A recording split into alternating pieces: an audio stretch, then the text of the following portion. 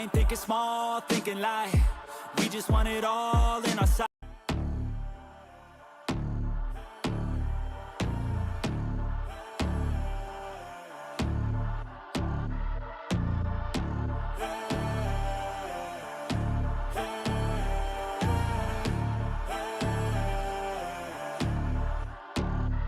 Yo, stand up, we gon' make some moves tonight. Yeah, stand up, got something to prove tonight. So stand up, we ain't gonna plan tonight. We gonna take action on our dreams and fight, alright. We ain't gonna stall, never stop. We gon' make it all to the top. We ain't gonna plan tonight. We gonna take action on our dreams and fight, alright. Yeah, time to stand up, take control tonight. Spent too much time on the plan, it's right. It's time to execute now on your dream in life. Gotta fail fast, learn, try again and fight, alright. Pull the trigger, 6, 7 figures. Making that money from the drive that's in ya. Gold digger, making money quicker. Pain is good, make your skin a little thicker. It ain't luck, anyone that's at the top, no it ain't luck. It's a grind, it's a time since the day one. It's your mind deep inside, how you stay tough, how you get back up. You put the work in and it comes back. Multiply, stack, execute and you can take that. What you want bad, it's the truth, I'm the change that you can make fact. Yeah, I've done it, it ain't luck, I can teach you. Stand up, we gon' make some moves tonight. Yeah, stand up, got something to prove tonight. So stand up, we ain't gonna plan tonight. We gonna take action on our dreams and fight, alright. We ain't gonna stall, never stop. We gon' make it all to the top. We ain't gonna plan tonight. We gonna take action on our dreams and fight, alright.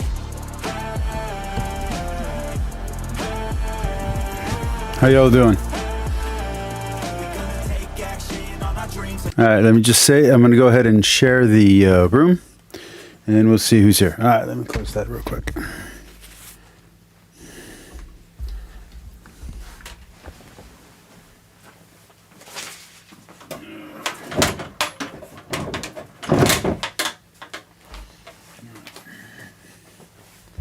In case you're wondering, yeah, I did lose a lot of weight. That's what happens when you're in love. All right. So what we're going to be talking about is several things today. We're going to be talking about shadow work, personality change, personality shifts, persona shifts. We're talking about all that kind of stuff. No, this is not suddenly a psychology channel or anything like that. But I am going to be talking about everything that we've kind of been doing and changing. So, yeah, it's going to be a lot, guys. But I think it's worth it. I think it's worth talking about these things. I think it's worth acknowledging these things. Give me just a little bit. I'm just going to share this link, and then we should be going.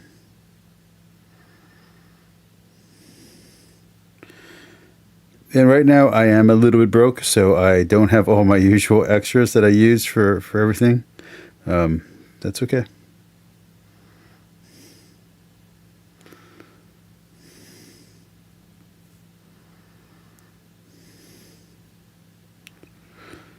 Yeah. So the big deal, the big thing that happened this week is I had my new personality, my post-divorce personality, solidified. And they were saying it was going to take anywhere from 5 weeks to a year. It didn't take that long at all. It took maybe 3 weeks. But man, there was a lot. There's a lot that happened.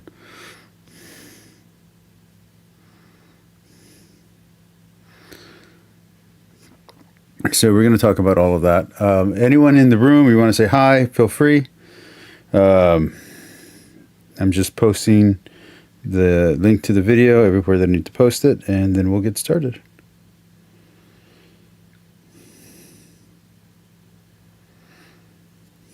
Okay.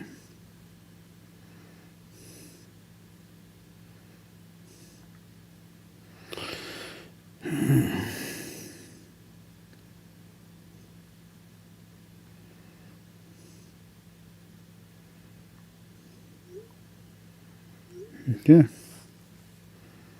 Everything should be go. All right. So welcome. Thank you everybody for joining in. I really appreciate you guys tonight. How's the sound? Everybody like it? Let me make sure that we got good sound. And then we'll get started. So the basic gist of everything is... Thank you everybody for joining in. Really good. We got a good sound. Okay, so this is going to have to go back to my core personality before Angel came here. So I was very disciplined. I was very strict. I was a bit malicious. I was you get one chance with me and that's it kind of person. I was very burn the bridges and salt the earth mentality. That's just who I was. And I had come from a spot where, because of my ex-wife, I had been very passive, and that's not my personality. And me becoming passive actually affected my work at one point. So I left to a different job just to have a change. And so the more disciplined I was, the more repressed and suppressed all my urges, darker urges, if you want to call it that, were. And this goes all the way back to my childhood. Actually, goes back to with my mother dying. There's a little bit of unresolved issues there of abandonment. It goes to an incident with a person named Don, who lowered my standards. I'd been dating at that time models and actors and that kind of thing. And this person who was not any of those things, she just worked at the mall. She was like, she went to college with me and she was like, oh, me and my friends have talked about you and we would never date someone like you. And she was like, specifically like, she wouldn't date someone like me. I didn't realize, later, till much later, that she wasn't talking about my looks or anything like that. But that's how I took it. So I just like, I'm hideous, So my standards just dropped. Then my ex-fiance, Jennifer, that really hurt. That, I put a lot of effort into her. I put a lot of work. And then to get betrayed the way that I got betrayed, especially during a cancer scare, that really changed who I was. It made me, it broadened my spectrum of who I was willing to date. So my standards were now lowered, and now my spectrum of who I would date, no mistake. So with the diabetes, I was correcting eating unhealthy. So I just suppressed the urge to eat sugar, any bread, anything like that. I just wouldn't eat it. When I went through the cancer scare, I realized I needed to be healthy. So I suppressed the urge to go to, because I had overspent, so I suppressed the urge to go to strip clubs, suppressed the urge to go to parties, all that kind of stuff. So became very antisocial. So all these kind of things happen, and it affected my, the way that I presented myself, the way that I worked, who I hung out with. Made my friend circle very small, very tight, but very healthy and maintainable. I'm still friends with most of the people I've been friends with for over 20 years now. So it's not as if there are negatives, just negatives to this. Like there's some positives, and my income went up, especially post marriage, after my wife abandoned me, after the abandonment, when she was in China and I was here, and we were no longer together, but we still talked to each other twice a day. Originally we talked like for an hour every day, like hour in the morning, hour in the night. It got down in the last like 2 or 3 years, where it was like 1 minute or 30 seconds in the morning and then like 5 minutes at night. Like it was not good. We were not in a good place. But she had done a lot of work to repress a lot of my art and a lot of my expression. So she didn't want me being a writer anymore. So I left journalism. She didn't want me to be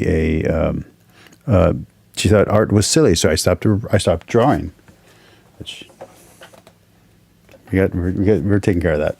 But there's a lot of things that I just let go of. And it was sad, honestly, that I let go of these things. But the exchange was I was very successful in a very good career, and I had good money, but I was very lonely, and I didn't know I was lonely. I didn't feel lonely because I was constantly busy. Then let's cut to the first real big error, which is I got rid of one nurse in exchange for a professional nurse, and I did so in kind of an ugly way. And I let the professional nurse's opinion of the other nurse be the reason why. Not because I personally had a problem, but because, hey, this is a professional. They're making a better offer and blah, blah, blah. And I did. And then that didn't work out. The professional nurse was great for my dad, though.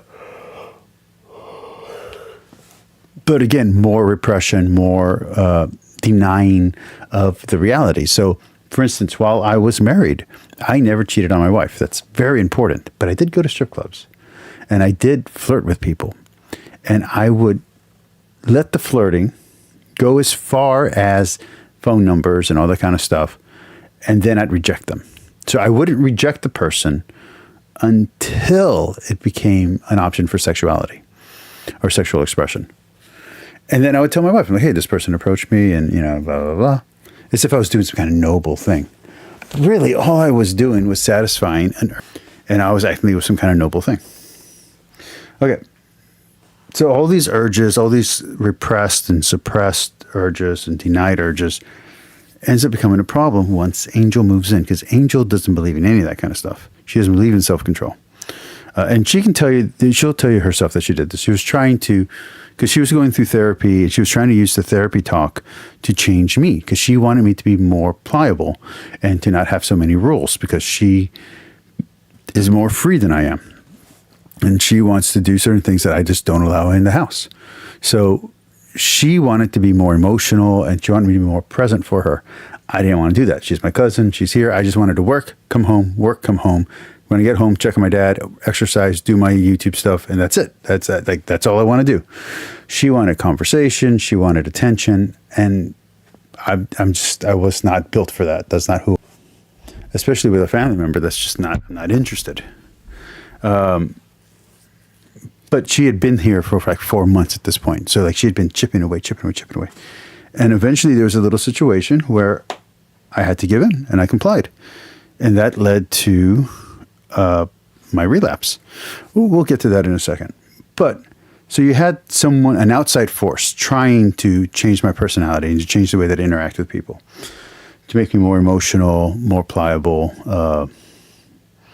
and basically more accepting, more open about things, and less judgmental. Okay. But that led to being less disciplined. And eventually, after 4 months, I just stopped working out every day, and I stopped controlling my drinking. And that was a big problem, because that leads to my relapse. Because, I can control a little bit of drinking. I can't control once I just go all in, and then I just keep going. That would express itself in me eating way too much, and eating and drinking too many sodas, way too much. Different problem, but it ends up affecting my finances. And my priorities get all out of whack. So you have that happen. Then you have me meeting the person who I meet, and then them being like, hey, if you want us to go forward, you really got to finish this divorce thing. And I had already started the process, 2 years ago, and I'd been living as if I'm single, but I'd still been loyal to my wife. I hadn't done anything with anybody. There was one patch where someone made an offer, and I turned them down at the end of it. But that was it. Well, I changed my mind, and I called my wife before anything happened. Before I met the person that I met, I was like, hey, look, I'm really hurting. I'm really lonely. I didn't feel lonely beforehand, but now that Angel's here in the house and she's demanding attention and demanding talking, this is all stuff that me and you aren't doing. And she's demanding space. She's demanding change. This is all stuff I didn't do for you. I'm beginning to feel that you're not here. Can you help me? And my wife shut me down. And then a little later, and this is when I decided to file for the divorce. This is the exact moment. I called her, and I was thinking of cheating on her. I was thinking of cheating on her with the woman that I met. And I'm at Walk-Ons, which is a bar, and I'm in a little booth, and I'm talking to my best friend, and I'm talking to other people, and I'm like, hey man, I'm about to do something. So I call her. I'm like, hey, this is going to happen. And she says two things to me that was just really stupid, because cut to almost a month earlier, what she said to me the day that I ended up at the club was, she was like, well, because she couldn't figure out her password. She's like, you're never helpful. You always delay. You're always lazy. You always put things off. All this kind of stuff. And it was just hurting me, and the hard line, the one that hurt me was I only married you for the green card. Oh, that just killed me, right? But now there's this person giving me attention, person texting me every day. And they're asking, why am I still married to this person if we haven't been together for so long? So I'm telling her, like, hey, look, I'm really lonely. And her answer to me was, why don't you just go get a paid girl, a hooker, a prostitute? And I was just like, oh, my marriage is over. Like, once your wife suggests that, it's done. And it's not the first time she ever made that threat, just to be clear. She would always hold over divorce over my head and then give me options of how I could mess things up. And I never took it. This time was different. I was hurting. I was physically feeling the anxiety and the separation from my wife. So I was like, all right, I'm gonna go forward with this other person. And I filed for divorce. Okay. But that wasn't a good idea because I immediately was already the brakes had been pulled off my impulses, and impulse control was just sliding away. And then comes, I just end up free falling into total relapse, into sex addiction, into alcoholism. It just happens. And at that point, that's when I walked away from the YouTube channel because I wasn't really doing religion anymore. I wasn't studying religion anymore. I wasn't doing theology anymore in any kind of way. And without the safeguards of religion, without the control of my ex-wife, because my ex-wife had a lot of control over me, once that's gone, everything just collapses. But when I try to rebuild, because I've had small relapses before, when I tried to rebuild up, two things happen. One, my cousin tried to be the stopgap. But this is when she decided she was going to move out. She didn't move out right away, by the way, but this is when she decided she's going to move out, is that during one of these like long party stints, she tried to tell me, hey, you told me to cut you off at this point. I'm trying to cut you off. But she did it very subtly. She was just like kind of like nugging on my shirt. And I was like, that doesn't stop me. I was like, and I told her once I was like sober, and once I was beginning the process of healing, I told her, I was like, no, you have to like physically like take me aside, physically be like, hey, you got to stop. You're going to look right in the eye. You be like, hey, stop. Let's go home. Because if you don't do that, I'm just going to, whatever my plan is, I'm just going to keep going. So, all brakes are off. I'm going full steam ahead. I'm a very willful person. I'm a very disciplined person. So if I say I'm going to do something, I'm going to do it. And that works for the negative too, for the dark stuff, for the dark side. And, but when I try to rebuild, the discipline isn't there. The thing that I'm running towards isn't there. See, the way that I work, and I do this because of Jordan Peterson, because 12 Rules for Life, is that I have something that I'm running from, and I have something that I'm running towards, and I know exactly where I'm at. Well, I didn't know where I was at, and I didn't know what I was running toward, because all my goals collapsed with the divorce. Me getting my stepson over here. Why? Why now? Like me getting to China to be a professor. Well, that's gone. Me saving up money for my wife's retirement so that way we can travel. Me saving up money for the nest egg. Why am I going to do that? Me getting my dad into and so she can't take care of him. So all these these are like 9-year-long goals, 7-year-long goals, gone. And so all the structure just kind of crumbles. So it doesn't crumble from the bottom up, it crumbles from the top down. And I just end up regressing. So I go through different personalities while I'm regressing. I go, first from the personality that I had to the personality I had when I was a pawnbroker, to the personality I had when I was at another dealership, to the personality I had when I was a personal trainer, and then it just regressed back to the personality I had when I was in college. And I was like, okay, well, it's going to stop here. No, the personality I had when I was in high school. And then I just went all the way back. And it was really difficult getting through all of that. And so my cousin, like I said, she had already been, well, now I needed help. So I was like, okay, let's see what she has to say. So she starts going through shadow work with me, and we start doing shadow work. It's funny because the woman who I was dating is also apparently doing stuff with shadow work too. So that was kind of an irony. And so we just, all the stuff that was repressed, that was now expressing itself through these impulse, explosions, I was like, these impulse drives, I was like, well, let's work on each one. So when we come up, I'll just work through it. And I worked all the way back to my mother's stuff and even some stuff before my mother. So this is where I'm just kind of doing character negotiation. So I'm doing shadow work, and then I start negotiating my character. I'm like, okay, well, let's integrate this thing. So let's integrate whatever this issue is. Oh, I got insecurity here. Let's work on it. Oh, I got anxiety over here. Let's work on that. What is the anxiety about? And you start trying to identify the anxiety. Is it the new girlfriend? Is it my production at work? Is it and you're like, oh no, it's not that, because if I'm with that person, it goes away. But if I leave, the anxiety is back. So it's not that person because I've seen that person. Okay, well it's work. Well, I'm productive at work. The anxiety still comes back. Okay, so it's not work. It's like, oh, I'm anxious because I'm losing my ex-wife. Like, as much as she was terrible to me, there's a whole lot of stuff attached to that. Like, I still miss her. Okay, you identified the anxiety. But identifying is not enough. Now you got to work through it. You got to process it until it stops hurting.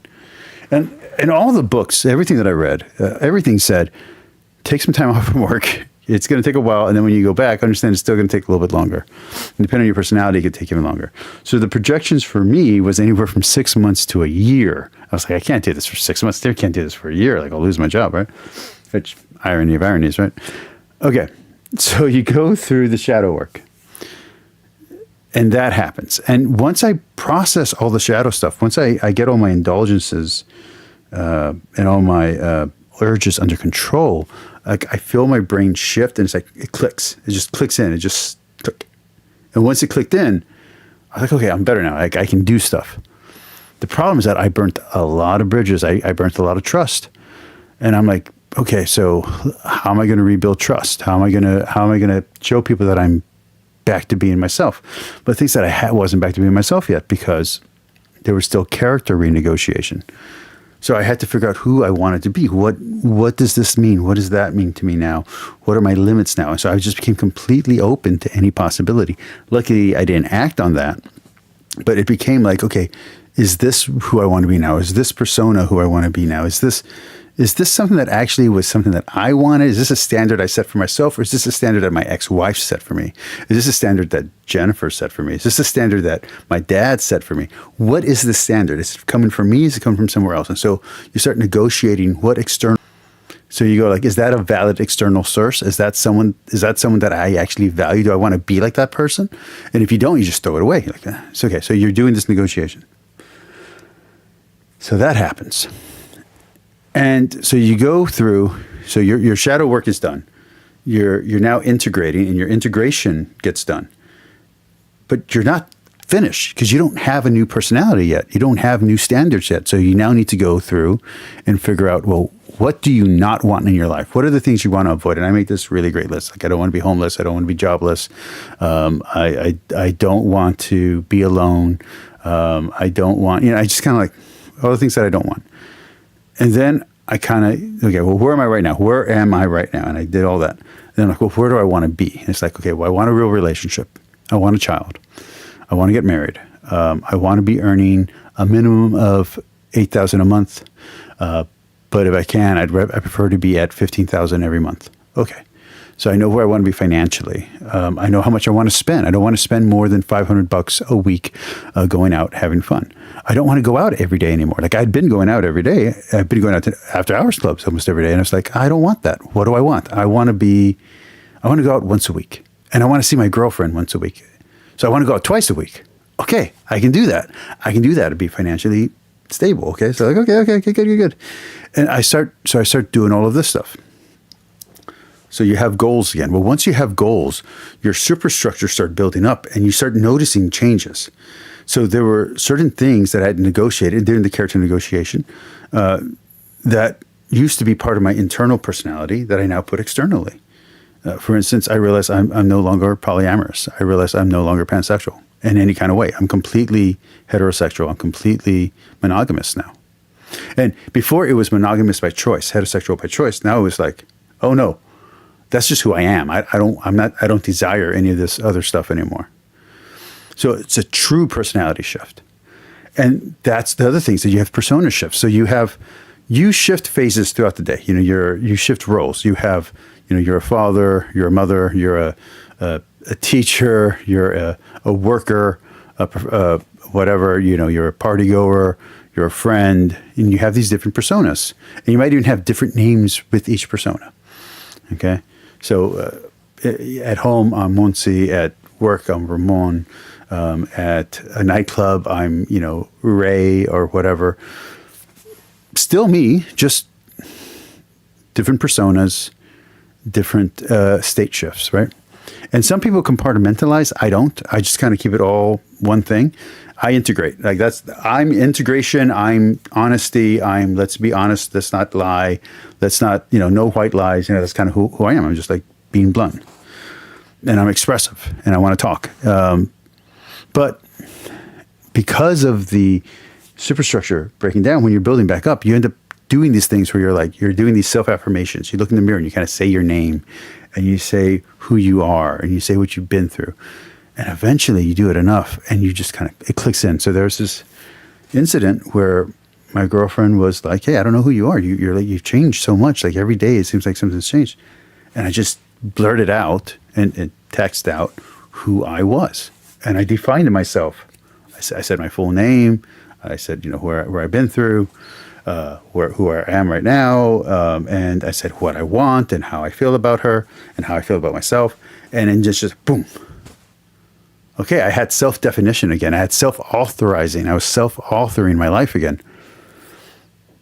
But I hadn't solidified. The personality hadn't solidified because I was still pulling things from, when I was a college TA and I did tutoring, and I was pulling stuff from when I was a personal trainer, and I was pulling stuff from when I worked at a different dealership, and I was pulling stuff from when I was super successful, and I was pulling stuff from when I was really insecure because I wasn't suppressing or denying any of that stuff. So all these like different elements are coming together, and I thought personally that means that I was going to land where I started. I was going to go back to the personality and back to the discipline and back to the attitude that I had pre-Angel coming in. Possibly even pre my wife. So maybe right before my wife, right before I met my wife, maybe that was going to be where I was going to land, or more preferably where I wanted to land was, well, I ended up having to leave work. My dad fell and he got badly injured and I had to stay home and take care of him. So when I went to go get my paycheck, they were like, hey, we're not even going to give you your draw. We're not going to even give you your base pay. So that meant I didn't have income. So I was like, well, I'm going to go look for work somewhere else. And I did. So I left that job and I went to go look for another job. Distance from home, that kind of thing. And also, it was time to leave. Well, the girlfriend doesn't take that well. She kind of takes it like abandonment, right? It's like, because I'm now living in another city. I'm now living, I'm now 33 minutes away, and my resources aren't there. My emotional support isn't there. I'm here. I'm still texting over the phone, doing all that, but I'm now isolated. And I go to church and I go to confession.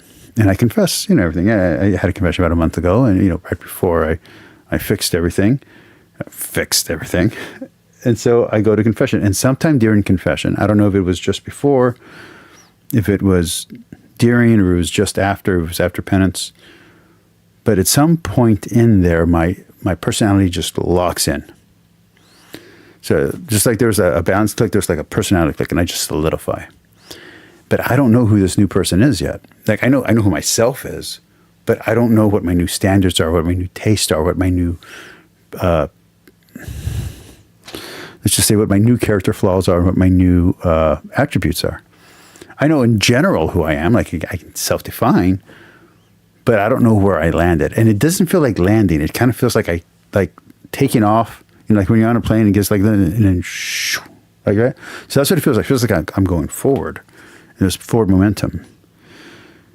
And so this clarity just starts happening where not first the clarity was, so I had a lot of stuff going on, very little mental bandwidth. Then I had more and more space because I got, I had problems go away. You know, I got rid of the cyber stalker.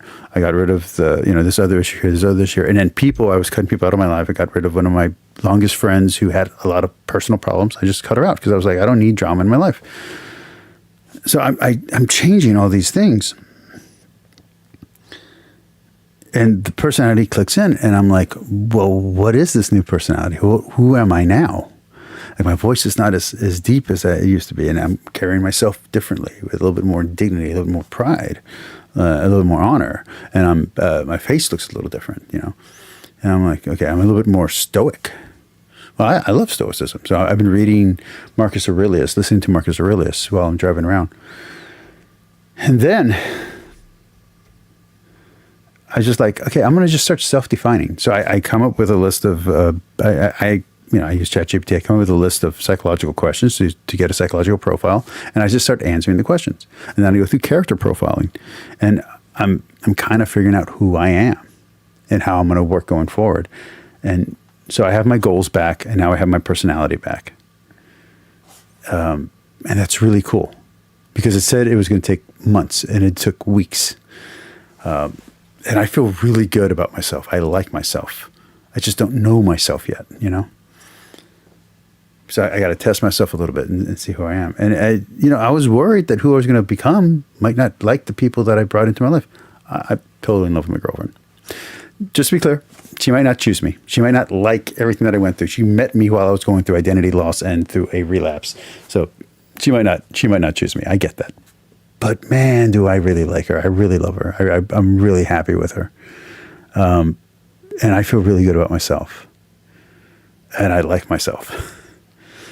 And so now I just got to get back to work and start earning a ton of money again. So I'm looking forward to my new job. I'm hoping it starts soon. They said all systems go. So if all systems are go and I get the paperwork, great. If not, I got some temp work lined up. Great. So I'm a little broke right now, but I'll adjust and I'll get my money back, but that's where I'm at. Next time we might start talking about older things. I don't know if we're going to keep talking about divorce stuff. Maybe we're going to start talking about my long ancient past or stuff like that. But we're going to keep it more like this. We're going to be talking about this kind of stuff. So maybe we might do one more divorce topic, especially as the case is coming up and I got to go to trial for the divorce so we can finalize everything. But yeah, we'll talk about all of that. Anyway, peace, like, and subscribe. I love you all. Have a great night. Peace. Take